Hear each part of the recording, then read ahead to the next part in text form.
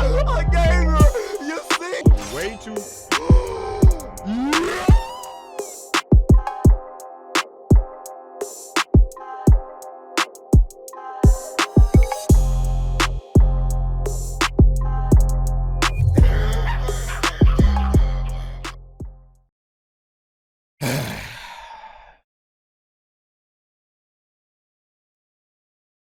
Oh shit, here we go again.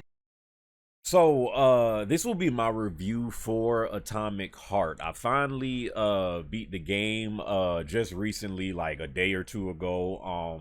And yeah, this will be my review for it. Again, once again, shout out to the devs for sending me a code for this game. This was a game that I had on my radar, you know, seeing the trailers and the gameplay for this game before it came out. I was like, oh, this junk gonna be right up my alley. This junk is looking like, you know, BioShock mixed in with Doom, you know, stuff like that. I'ma love this junk, you know, so let's hop straight into it. There are those who wish to crush those dreams.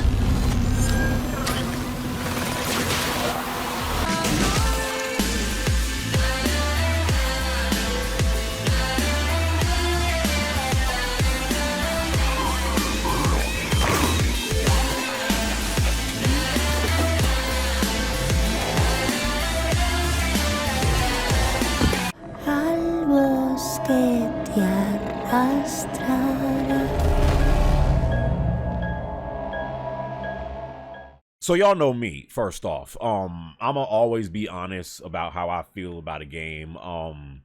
Especially these days. I mean, suckers say that I'm too negative on games now, you know, but yeah, with Atomic Heart, I'm not gonna lie to you, bro. This game was very frustrating to play for a good chunk of the game, a big chunk of this game, but I stuck with it and I did complete the game. As far as story wise, I mean, the story's decent. Pretty much imagine something like iRobot. I'm not sure if you guys have seen that movie or not, but it's a solid film, pre Will Smith Oscar slap. And this guy named Sechenov, he's kind of like the Elon Musk of this world, I guess, and like he has this like vision for the future of life for humanity and stuff like that, and he has created these robots that are going to make the future for humans better and, you know, more efficient, and humans won't have to work as much because the robots can take over and all that different type of stuff like that. Things go wrong, as they always do, as they always do in situations like this. Your behind is thrown into the mix, and you have to get things straight again and find out a whole bunch of stuff that is really going on behind the scenes that you thought was this, but it's really that. So it's stuff like that, you know, that has been done before. Once the game ends, it's a decent storyline, but bro, at the beginning, you know, when you're playing it and you're like introduced to like the world and like you first start playing the game, it's like, okay, this junk is cool, but like honestly, the story doesn't really start to, I feel like, get actually interesting and good until like 15 hours into the game. Ain't nobody got time for that. This junk kind of reminded me of Days Gone in a sense, to where Days Gone was also a game that, I mean, Days Gone took like 40 hours to beat, which had no business being that long. But Days Gone was another game that I thought story-wise was actually pretty solid, but it took so long to get good. You know how gamers are today, like a lot of these suckers got ADHD.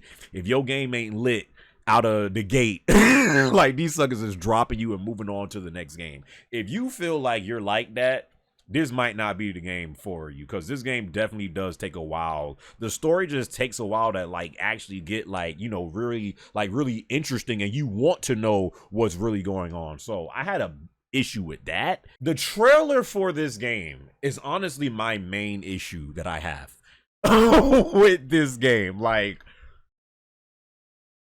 remember when Halo 5 Guardians was about to come out and like the trailer showed you like one thing, and then when you actually played the game, it was like, this ain't what I thought it was going to be. It was kind of the same vibes with this, especially gameplay wise. if you looked at the trailers and gameplay for Atomic Heart before it came out, this junk looked like it was action-packed. Like, it looked like it was kind of going to be like Doom Eternal-ish. Like, well, just Doom-ish, like, action and Bioshock and just, like, non-stop action. And you just shooting and you using cool powers and stuff like that. Once you actually play this game, dog, I cannot tell you, again, going to how frustrated I was playing this game, how non-action like it actually is. It actually is. For a vast majority of this game, you're doing puzzles. You're trying to, you know, figure out this puzzle in this room to, you know, get to the next door. You're trying to, you know, flip these switches around to continue on. You're trying to take this lock off of this door to get through this door, and then you have to do something else. You're trying to retrieve this to put it in here to eventually open up. It's like, put 3 items on this pedestal that represent the 3 main values of a Soviet citizen: art, labor, and life. Crispy critters. Now I gotta deal with another crazy-ass lock. Fuck, I'm a magnet for annoying bullshit. what? I was so upset because I thought what I was getting, I don't know if this is just me, I thought what I was getting from this game was kind of a Doomish type game, to where it was just going to be like action, great music, but powers mixed in to it, and, you know, of course, a storyline on top of that. This game, it almost felt like when I was playing this game that they was trying to prevent you from having fun.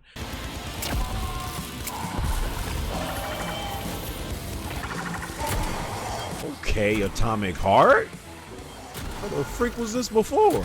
Nigga, did I just catch you having fun? Dawg, if I see this puzzle one more goddamn time.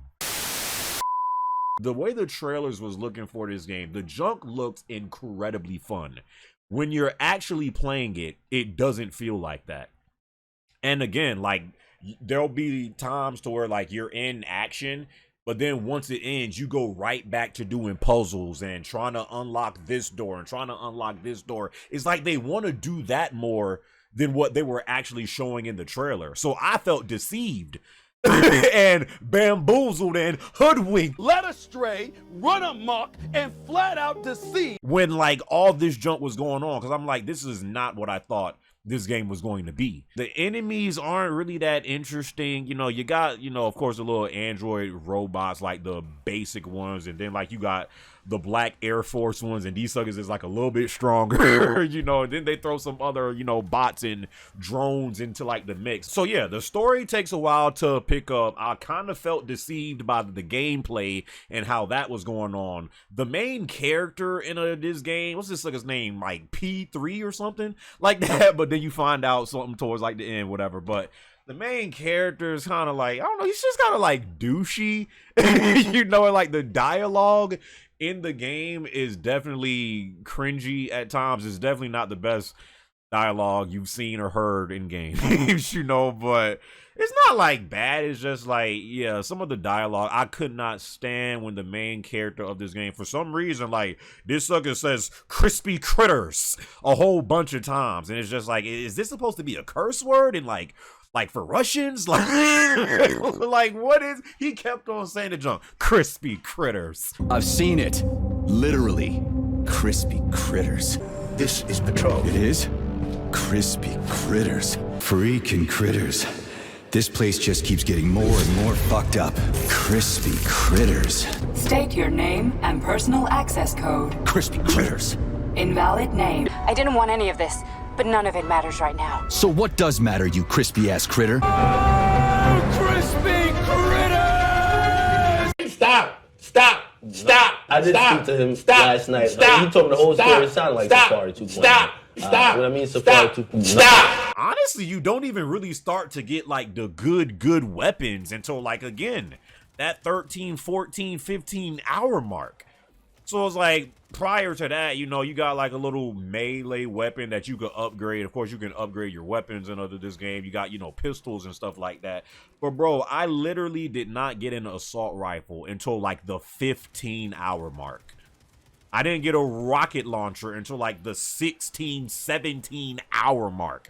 So it's like, you know, yeah. And even the powers, like, the powers, you know, you got the mass telekinesis power to where, like, you can lift the enemies in the sky. You got the shock thing to where you can shock them with electricity. You could freeze them and stuff like that. So, yeah, the powers in this game, they're not bad, but even the powers weren't as fun. Like, you know how when you play BioShock, like, the powers just feel, like, so fun? They don't feel as, like, engaging in this game for some reason.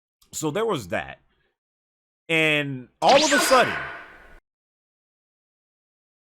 around the 15-hour mark, again, 15, 16-hour mark, all of a sudden, this game was giving me everything that I expected from the get-go. Like, all of a sudden, the action was just like a whole bunch of enemies on like the screen. The music would just come in and it got a good OST going. All of a sudden, the game goes like what I was expecting, Doom and BioShock baby, towards like the 15, 16-hour mark. And I'm like, Hey, yo, what the what took so long for this to happen? I mean, at that point, I was glad that I didn't drop it, but at the same time, I was just like, where was this for the first 15? Where was this for the first 14, 15 hours of your game? Now you want to do this jump when I'm damn near the end of it? The boss fights were getting better. The action was amped up. You had the, you know, chances to, you know, use all your different powers. You was getting the good weapons. The story was getting interesting. Like, you know dang well these gamers today got ADHD. These suckers ain't gonna be sticking around for that. I barely stuck around. Everything about this game just starts to get better. Because I ain't gonna lie, bro. I was about to give this game a 5. I was about to give this game a 5 because I felt hoodwinked. Once all that started to happen, the final fight was actually really good and challenging too. That last boss fight, man. Whew. But yeah, the bosses start to get better and the music and all the action and stuff. So yeah.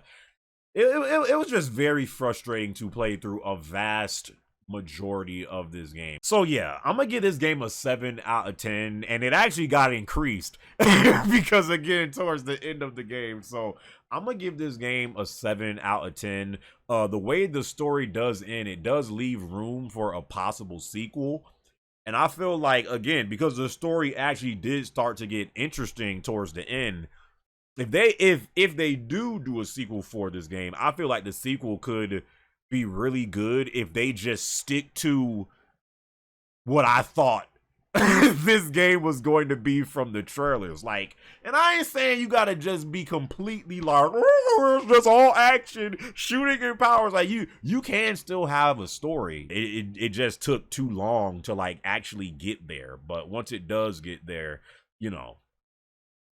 So, I've been seeing some of my viewers call this atomic fart because of how trash it, I guess, seems to be. But yeah, the game isn't bad. The main issue is I just don't feel like a lot of gamers today have the attention span to stick with this game for as long as it takes for the story and the gameplay to actually really start to get fun and good. So that's the main issue that I had with this game, and it did affect it in the long run. So yeah, that's my review for Atomic Fart. Jesus Christ. Atomic Heart, my brothers and sisters. I hope you guys enjoyed this review. Hope you guys enjoyed this video. And until the next video, my brothers and sisters, I'll catch you boys in my next one, all right?